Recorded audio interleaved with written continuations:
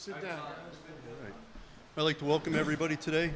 Before we get started, I'd like to thank Representative Eddie Dapashinsky for being here, City Manager Wall, and the Mayor of Nanticoke, Mayor Coughlin.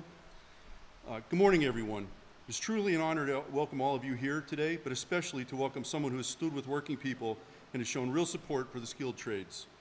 Governor Shapiro, thank you for joining us at our IBEW JTC. Governor, your leadership has helped shine a spotlight on the importance of union apprenticeship programs like ours, and it has allowed us to double in size in just the last 2 years. And as data centers continue to develop, we hope to double it again by this time next year. Currently, we're sitting at 116 apprentices. I'd like to be over 200 by this time next year. You understand that investing in workforce development isn't just good policy, it's smart investment in the future and of our state. Here at the JATC, we train the next generation of highly skilled electricians, individuals who will go on to build, power, and maintain the critical infrastructure that our communities depend upon. Our apprentices leave here with the tools, the knowledge, and the confidence to succeed in a high-demand career, and none of that would be possible without strong partners like you. Your continued support for union labor, registered apprenticeships, and fair wages sends a clear message that hard work, quality training, and dedication to craft should be valued and rewarded. We're proud of what we do here, and we're proud of what you have done in our corner, fighting for policies that help programs like ours thrive. And Governor Shapiro, thank you again for your commitment to our mission, our members, and our future. We're grateful for your support, and we're honored to have you here today. And with that, I'd like to recognize the governor and introduce you to the podium. Thank you. Thank you. Thanks, John. Thanks, everybody. John, I'm proud of what you do, and I take great pride in seeing the pride and the joy that you and your members have in this critically important work to build up our communities, create jobs, create economic opportunity, and move this region and our entire Commonwealth forward. You are central to that, and I'm really grateful for your leadership. I think it's also a great story John has of being a union family. He is second generation here in this hall. His son is going to take up, the next generation.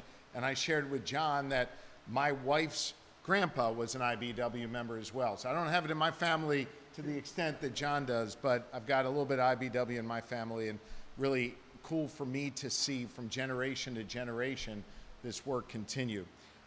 It is, I must say, good to be here today to share some really good news after being here last week as we were dealing with a real tragic moment in our community. And as you know, last Thursday, I believe it was, 2 state troopers and 1 EMS worker were shot in the line of duty protecting us. I spent time with their families and with them, and I want you to know that I'm happy to report that troopers Jenkins and Parashinsky, together with Jay Larson, who was the EMT at the scene, they're all on the mend.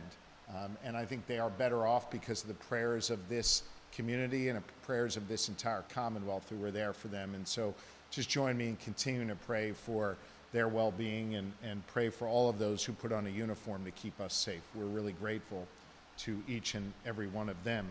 But I wanted to be back here today with some good news, back here in Luzerne County, to see with my own eyes the important work that's happening here at IBEW Local 163's JATC Training Center.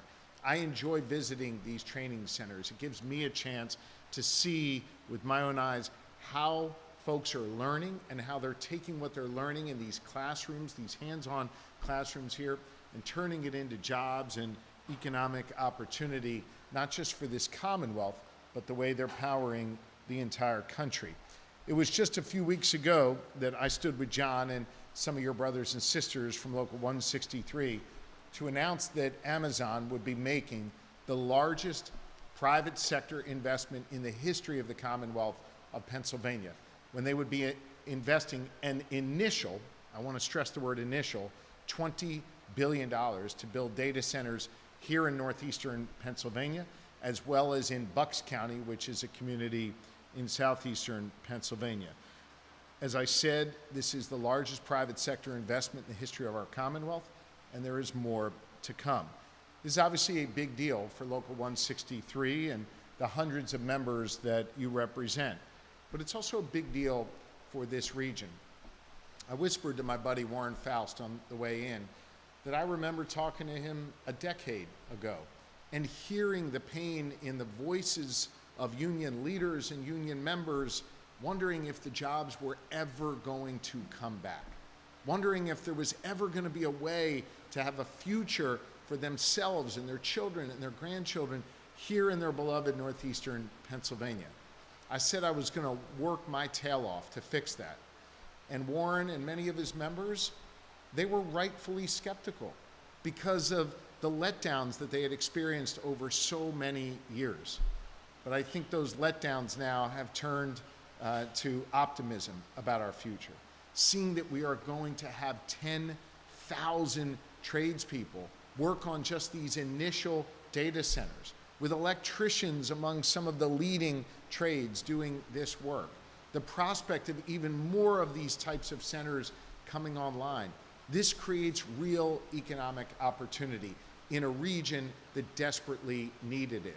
And so while I'm grateful that you're out training all the necessary people we need to build these data centers, I'm also grateful that you challenged me and others along the way to make sure that we could lift up this community and create an opportunity, like John talked about, to expand his membership and be able to have real growth in a community that needed it. And that growth, these jobs that we're creating, these are good paying jobs. John's journeyman level members are working at the Salem Township site, one of those first data centers. They're going to make more than $150,000 a year. That's real money. And I believe those numbers are only going to grow. That means not only more opportunities for John and for this local, but it's more opportunities for those individuals to be able to provide for their families, be able to provide a wage that puts food on the table, that lets them take that hunting trip, once a year. And by the way, you can hunt on Sundays now, so that's a good thing. Lets them get out and buy that new car that they need. Whatever it is, the thing that their kid needs, they can provide for their families now thanks to this hall and thanks to the work that we're bringing back here, the highly skilled work that we're bringing back here to this community. I want to talk for a moment about that highly skilled work. A whole lot of work is happening in the classrooms here at this local. And I want you to know that the Commonwealth of Pennsylvania, as part of this deal, has invested $10 million, not in Amazon, but in workforce development right here in northeastern Pennsylvania and at the site in Bucks County in southeastern Pennsylvania. This is going to allow members to take advantage of these opportunities to get trained. I need to say a special thanks to Chairman Eddie Day Pashinsky. The $10 million that we were able to invest in workforce development for this deal happened because of Eddie's vote, literally the deciding vote in the House of Representatives. He's never forgotten his community, and he's never forgotten ways to bring home a dollar that actually leads to a tangible difference in our communities. So I need to take a moment to thank Representative Eddie Day Pashinsky for his leadership. Thank you, brother. Thank you. Thank you. I'm also grateful to Luzerne County Community College and all of the high schools and others that are working with us to begin to open up one's eyes to a future in the trades in high school and then through an apprenticeship and pre-apprenticeship program. You see, I believe that the people who show up in a hall like this deserve to be respected and deserve to have a pathway to success and opportunity in our Commonwealth. Do you know, on the first day of my administration, this is about 2.5 years ago at this point, the first thing I did as governor was sign an executive order doing away with the college degree requirement for over 90% of our state government jobs. That opened up nearly 70,000 jobs to people without a college degree. By the way, 2 years later, more than 60% of the people we've hired in our Commonwealth now don't have a college degree. Why did I do that? Because I think you have to respect all pathways to success and opportunity. We need to make sure that if you choose to go to the military, choose to go to a union hall like this, you choose to go to a college, whatever choice you make has to be treated with the same level of respect. We treat people with respect, not just with our words, but with our deeds, with our actions. And we talk about those actions. Today, our Commonwealth now invests 50%, 50% more in workforce development than the day I took office. Thanks to Eddie Day and others, we're investing $65 million more in the kind of learning that happens in a place like this. And we've got now the data to show that it is working. In just 2 years, the Commonwealth has created more than 165 new apprenticeships and pre-apprenticeships across our Commonwealth. 165 new ones in fields like welding and manufacturing, electrical work, transportation, and even in agriculture. And to boil this down even more to our fellow Pennsylvanians, more than 34,000 of our fellow Pennsylvanians have now been able to go through an apprenticeship program just over the last 2 years because Eddie and I and others came together on a bipartisan basis to make these investments. So gang, this isn't a theoretical conversation that Warren and I had 10 years ago. This is real stuff that's happening right now in our Commonwealth. And this IBEW hall is at the epicenter of that work, of treating everyone with respect, of investing in all different pathways to opportunity. This is happening now in Pennsylvania, and this is the center of where it's happening. I'm proud of the fact that the Commonwealth has invested $600,000 in this particular hall of learning to make sure that those apprentices have all they need to be able to learn. We're going to continue to invest more. We've also invested $900,000 to help Local 163 expand all their different apprenticeship programs, to hire 30 new apprentices into their electrical journeyman apprenticeship program. So we've made multiple investments, and we'll make more as John needs them to be able to keep up now with the demand. How about that? Keeping up with the demand in a community that for so long wasn't seeing that. This is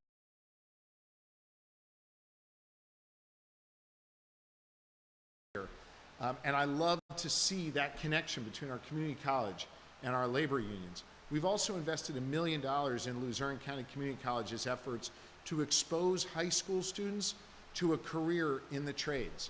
You know, one of the things I enjoy when I visit an apprenticeship hall like this, where the students are, John, is I'll wander over to a student. It always makes the leaders and the teachers a little nervous when I do this, but I ask them, how'd you get here? What was your journey? You know what a lot of them say to me?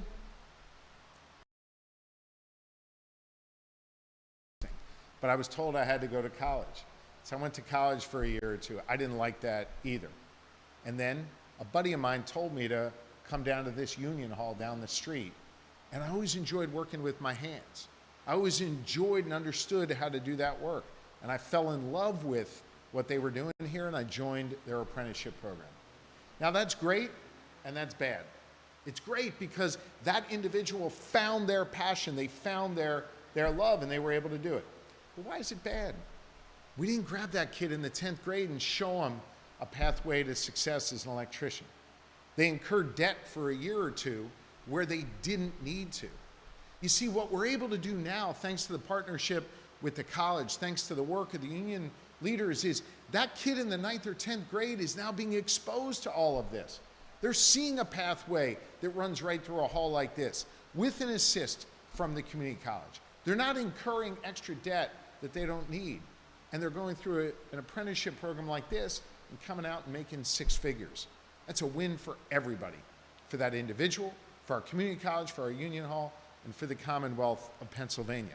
And we are trying to treat every avenue to success with hope and with investment. I want you to know, as your governor, I'm going to do everything I can to continue to bring massive investments like what we just saw from Amazon a month or so ago. There will be more to come. I am prepared to make more announcements, likely within the next month or two, that's going to continue to change the game for the Commonwealth of Pennsylvania. Because we're harnessing our energy, because we're harnessing the best workforce in the entire country, because we're harnessing a great education system, because we're harnessing bipartisan consensus around investing in the trades and investing in the union way of life. Good things are happening again here in our Commonwealth. Pennsylvania is on the rise, and I couldn't be more proud to be your governor. I'm grateful for all that you are doing. I'm grateful you challenged me a decade ago to see how important it would be to rebuild this community, Warren, and that is exactly what we're doing. So to John and every member of this local, thank you. I believe in the work you're doing. To our community college partners, our chamber partners, and others who do this work, thank you. This is a team effort, it's a team game, and this team is winning again here in the Commonwealth of Pennsylvania. So I know I've just shared a lot of data points with you. It's always helpful to see an individual in the Commonwealth that has benefited from all those investments, benefited from that data, benefited from the vote of Eddie Day Pashinsky and my signature on various budgets and laws. And one of those individuals is Matt Atherton, a fifth-year IBEW Local 163 apprentice, and I'm excited to have him join me here at the podium now. Thank you all very, very much. Matt, we're together. Thank you, everyone, for being here. I want to say thank you, Governor Shapiro, for approving those Sunday huntings. I look forward to enjoying them this fall. Good, good. You're going to have fun. Yeah, I'm looking forward to it. Governor Josh Shapiro, I want to thank you for your continued support in this local and the progress in building the apprenticeship opportunities into what we have today. The International Brotherhood of Electrical Workers and the Joint Apprenticeship Training Committee have been life-changing influences in my personal life and professional journey. Through their commitment to high-quality training, I gained the technical skills to excel in the electrical trade and also the discipline, awareness, and confidence needed to be the best in a demanding trade. The JATC's structured apprenticeship program has provided hands-on experience in the classroom, but it has also given me the opportunity to earn a living while working in the field along journeymen that have gone before me. Together, the IBEW and the JATC have empowered me to build a stable career, to support my family, and to take pride in being a part of a brotherhood dedicated to excellence and service. I would recommend the opportunity to join the JATC's apprenticeship program to anyone, whether you're just graduating high school or have been looking for a stable career and a change. With great competitive wages, good health insurance, and a retirement that is hard to beat anywhere. It's a great opportunity for anyone that likes working with their hands or someone who's like me and just isn't a great book learner. Again, I want to say thank you, Governor Shapiro, for being here with us today, and I would like to introduce Polly from Luzerne County Community College. Thanks. Good job. Well, good morning, I guess almost afternoon, and thank you, Matt, for sharing your experience, and thank you also to Governor Shapiro for your leadership and commitment to workforce development here in Pennsylvania. It's an honor to be here with you and so many of our partners who believe deeply in the power of education to change lives and strengthen our communities. As Vice President of Enrollment Management and Student Success at Luzerne County Community College, as well as the Vice Chair of the Greater Wyoming Valley Chamber of Commerce, I see firsthand how education and business must work together to build a strong workforce. Luzerne County Community College is the largest and most accessible college in northeastern Pennsylvania. We serve over 7,000 students across 8 locations, and we build real, tangible solutions to meet workforce needs. We are a leading partner of the Technology and Trades Workforce Consortium to advance workforce training for Pennsylvania's high-tech and construction industries.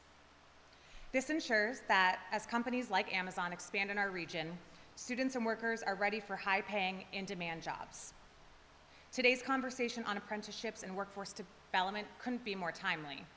The economic wins we've seen in our region are exciting, but they also come with a great responsibility to prepare a skilled workforce ready to step into these opportunities.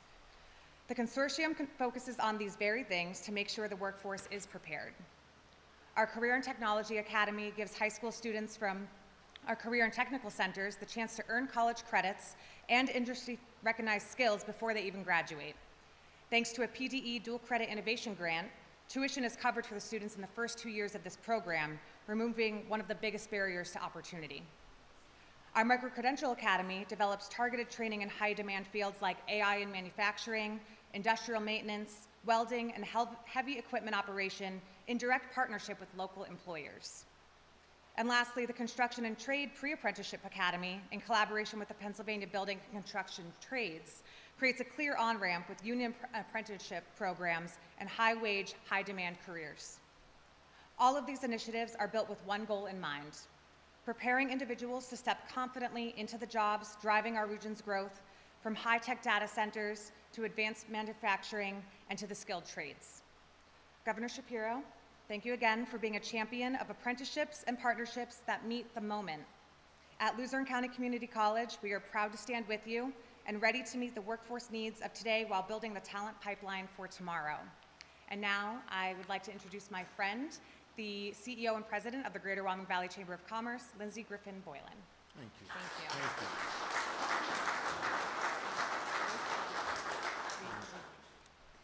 Thank you, Holly. She's also one of my bosses, as you heard. She's on my board, so I'm going to do my best today. Good afternoon, everyone. Today has been a very inspiring reminder of what's possible when we all work together to strengthen Pennsylvania's workforce. We've heard from leaders, educators, skilled trade professionals, and apprentices, wonderful comments, Matt, who all share a commitment to building opportunity and growing our economy. Almost 1 year ago, I was proud to stand alongside of Governor Shapiro and Duryea at Production Systems Automation. I think it was almost as hot, Governor, if you remember that, yeah? But to announce the administration's Pennsylvania Sites program, designed to create shovel-ready sites across our Commonwealth. This past May, it was announced that $4 million of those dollars from that program will be coming right here to Lower Luzerne County to our friends at Can Do for a major development project. These are the kinds of strategic investments that drive economic development and keep our state competitive and growing. But we all know that we can't talk about economic development without the critical component of workforce development. At the Greater Wyoming Valley Chamber of Commerce, workforce development and access to education are one of our top regional priorities. Along with our fellow chambers and economic development organizations in northeastern PA, we are committed to forging strong partnerships between businesses, workforce partners, and educational institutions, empowering students and workers with the knowledge, skills, and experiences necessary to fuel a robust regional talent pipeline. That's why we're proud of initiatives like our Luzerne Learns to Work program, which big partner with LCCC and all of our other partners here today, which connects our high school students with career pathways, workforce development tools, local industry pipelines, higher ed opportunities, and work-based learning experiences. We've seen tremendous investments, as we've talked about today, come into northeastern PA recently. Those investments can only be realized if we have the skilled workforce to meet those demands. And you've heard about the 50% increase in workforce development under the governor's leadership and how we must invest in all pathways to employment. Whether someone chooses a career in the trades, advances through an apprenticeship, or earns a degree, every journey matters, and every skill set value adds to our Commonwealth. And we aren't just here to share talking points or toss out buzzwords. These dollars and this training center and these apprentices matter, and will keep this region and our Commonwealth alive, thriving, and competitive for decades to come. Partnerships like the one celebrated here today between government, education, labor, and business make that future possible. Together, we can ensure that Pennsylvania remains a place where companies want to invest, where workers can thrive, and our communities can prosper. So on behalf of our business community, thank you, Governor, for your leadership and commitment to ensuring Pennsylvania's workforce is prepared for the opportunities ahead, and for being such a champion on both economic development and workforce development. Thank you. And I'll now turn it back over to you. Thank you, Lindsay. Thank you. Sure, Bill O'Boyle has questions. Yeah. So before Matt answers the questions from the media, I do just want to pick up on something. I hope nobody lost this. Lindsay talked about partnerships. It is not always the case in our divided politics today, where you have Democrats and Republicans actually working together to make these investments, as I'm leading the way on. To have a Chamber of Commerce president together with a union leader and a building trades leader, union leaders and business working together. It's a big deal. And I don't want anyone in this community to lose sight of the fact that everything is now connected. Our system of higher ed working with our K-12 system, our union leaders working together with our business leaders. Education is happening not just in a traditional classroom, but in a union hall like this. That's a big deal. And I don't want anybody to sleep on that partnership. That is something we've strived to create. It is working. And the reason we're able to land a deal like Amazon, largest private sector investment in the history of our Commonwealth, is because I can show them that these kinds of partnerships exist in our Commonwealth. And so I hope, I know the media is going to ask a whole bunch of questions here. We're happy to answer them, but I hope that does not miss your stories. I hope that doesn't miss your coverage of this. You should be proud of this Luzerne County community, this entire Wyoming Valley area. You guys got it together, and that's one of the reasons why I wanted to be here today. It's why I worked so hard to bring this Amazon deal here. You are prepared for the next level of success, and it's because of those partnerships that Lindsay was talking about. So thank you, and with that, happy to take some questions. Go ahead, Bill. Governor Wolf, again. This is great, and we will not miss your points that you just made. That's a key point. Just speak up so I can hear you. Speaking of cooperation and partnerships, Yeah. this week you said that you're optimistic about getting the budget passed. Yes. I think there's a $3 billion difference between what the Republicans in the Senate have thrown back at you and what you would like to see it passed. How do you get through that $3 billion, and how do you get a budget? Look, first off, you work tirelessly at it. I was in the Capitol yesterday talking to leaders. I was in Harrisburg this morning. I'm here with you now. I'm going to be on the phone with the leaders again this afternoon, and I assume throughout the weekend. My job is to try and bridge the gap between the Democrats who lead the House and the Republicans who lead the Senate. And look, Bill, we're governing in really polarized times where it's hard to find common ground between Democrats and Republicans. But we've proven here in Pennsylvania over the last couple of years we can do that. And we're going to be able to do it again. And we're going to do it in a way that funds our cops and funds halls like this and funds our schools and our roads, our bridges, our mass transit. We're going to find a way forward on that. I can tell you that the dialogue I'm having with Leader Bradford, who's the leader in the House, and Leader Pittman, who's the leader and chief negotiator in the Senate, they've been respectful. We understand the issues that divide us, and we're working, as I said, to narrow those differences. And we're going to keep pushing hard throughout the weekend and hopefully get this done soon. Thank you. Yeah, Governor Shapiro, Joe Mason from WBRE. I want to continue to talk about the political divide you've been talking about. Ron Brosnahan and his wife are facing threats ahead of their wedding this weekend. What's your take on all of this, being somebody who's been subject to political violence in the past? Yeah, I have not seen the specific threats, but let me just say this. First of all, I wish Robin and his fiancée the very best this weekend. Second, there is absolutely no place in our politics for this type of threat of political violence or threats against someone, especially against their spouse or their family. That is not okay. Now, I've got differences from Rob, he's got differences from me. I'm telling you, there is no place for political violence. I don't care who it is directed at. And so whoever is threatening them, stand down.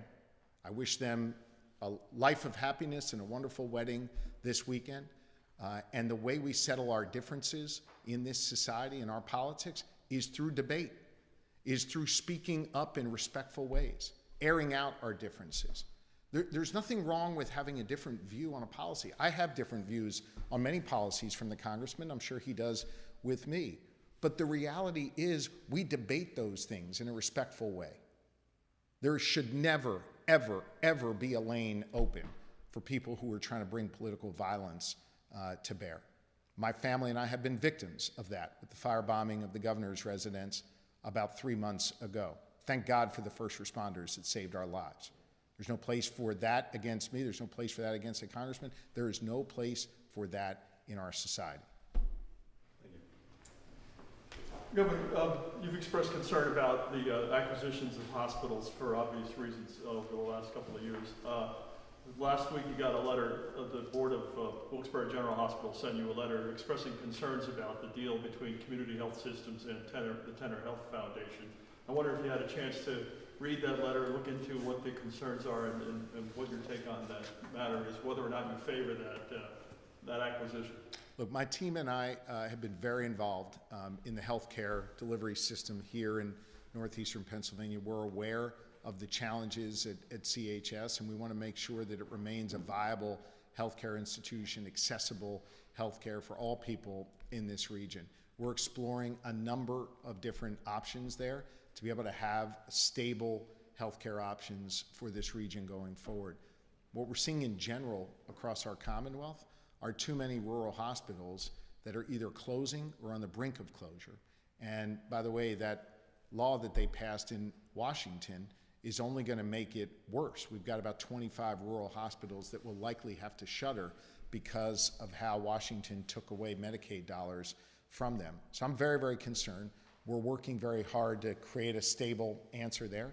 And at the same time, we're working with a bipartisan group of lawmakers. Representative Pashinsky supports this, to try and get private equity out of our healthcare system, because I think that has created too many opportunities for healthcare institutions to be run in the ground. The most recent example of that in Delaware County with Crozier, which was forced to shutter because private equity sucked all the money out of the healthcare system, lined their private equity pockets with profits, and left the community reeling without a hospital.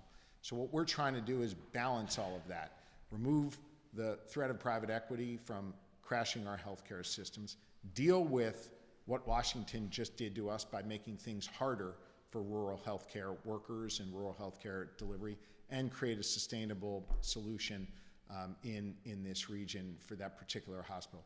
I believe we can get there, and we're going to continue to work with all of the different parties to get there. I also need to thank Representative Kozarowski, who's been a real leader on this. She's sort of been, and this is with all respect to Chairman Pashinsky, who's also been around the table, but she's been a particular leader on this, and we're really grateful to her. Does this proposal look viable? Sorry, I didn't hear Does you. this proposal look viable? We're working through some of the details. I don't think it's helpful to kind of get into the specifics in this setting, but I can tell you that it is occupying a significant amount of not only my time, but my staff's time as well. Ben Freeman, Fox 56. On data centers, many are concerned about the energy they use, the noise they create, and the environmental toll they take on the land. For people that are living near these proposed data centers, what would you say to some of these concerns? Okay, so let's walk through each of those concerns. First, on the energy side, Pennsylvania is a net energy exporter. What that means is we actually produce more energy than we use. And we have the capacity to produce even more energy, and I think we should. When we produce more energy, we create more freedom and more economic opportunity. That's what led me to working with Constellation to turn back on what was formerly known as 3 Mile Island, to generate new nuclear clean power there. It's what's leading us to work in a place like Homer City, which is in the more western part of our Commonwealth, where we're converting an old coal-fired power plant utilizing natural gas to create more energy. You've seen conversions like that happen here in northeastern Pennsylvania. So we can create more energy, which does two things. Number one, it allows for a data center company like AWS to make a $20 billion investment and to be able to create jobs, 10,000 trade jobs in this community. That's great. And it allows us to protect consumers who aren't going to see rising costs on their electrical bill because of a development like this. You try and develop something like this in another state, they're pulling energy from consumers. We can create more. By the way, in addition to that, you'll remember as governor, I led the way for multiple states by suing PJM. That's the entity that provides power to multiple states. It's the grid operator, if you will. I sued them because they were going to jack up prices on consumers. And as a result of that, we probably staved off about $25 to $30 billion in increased costs for consumers. So on the energy side, we have to produce more energy. We can produce more energy, and that allows us the flexibility to create the jobs and protect consumers and not see their costs go. On the environmental side, I think it is important to note that while we have moved our permitting process along far more quickly than we ever have before, we went from probably being bottom of the pack in the nation on permit time to now being a leader. I actually chair a group of the National Government Association on permitting. We're now a national model on how to get permits done quickly, but we're doing that in a way that protects public health and public safety, doesn't compromise anything on environmental quality. And we're working with a company in Amazon here that also shares our commitment to protecting the air and the water and the public health of communities here. Finally, the local communities, so Salem Township and those other areas that are going to house these data centers, they still have a say. right? So they're still involved in this process with us, and they've been unbelievably constructive and helpful in making sure that the particular interests of their municipality, their locality, are going to be heard. And Amazon has been a wonderful corporate partner in that front. So we're going to protect our air, we're going to protect our water, we're going to protect the interests of the local community. We're going to generate more energy, which is going to be good to create jobs and be able to protect consumers. And I believe that finally, we don't have a choice. And let me explain what I mean by that. AI is going to be developed. And the question is whether America is going to win the race to develop AI or whether China is going to win the race to develop AI. I do not want China to beat America in this. I think America stands in a unique position to be able to win this and protect our national security interests. And there are just less than a handful of states in the entire country that are poised the way we are to be leaders on this data center development, leaders on AI development, leaders on winning this critically important national security issue. And I believe Pennsylvania is poised to do that. Our steel, our coal helped power the world. We were the arsenal of democracy. So much of that came from this region. This is the next frontier, and this region will again lead us forward. Anything else? Okay. One more question. There's concerns in the southern end of the county about a 12-mile-long transmission line from PPL. That the concern is that it's being driven by this need for AI data centers, and the concerns are that it's disrupting a rural way of life down there. You know, what do you tell your constituents in that area that are concerned about the power line and you know, losing a rural nature of life? Yeah, look, again, the zoning there is going to be much more of a local issue than for us. We will be happy to talk to PPL about making sure they're working with the community to hear their concerns. Obviously, you know, we need transmission lines. Obviously, we need to make sure we can get power from point A to point B. But I think there's always a way to do it that not only puts these guys to work, but puts them to work in a way that doesn't upset their neighbors, right? And their communities that they live in as well. I think we can do that, and we'll be happy to follow up with PPL on that. All right? Yeah, sure. Treasurer Stacey Garrity teased a run for governor yesterday in Pittston. Just wanted to hear your thoughts on about potentially running against her.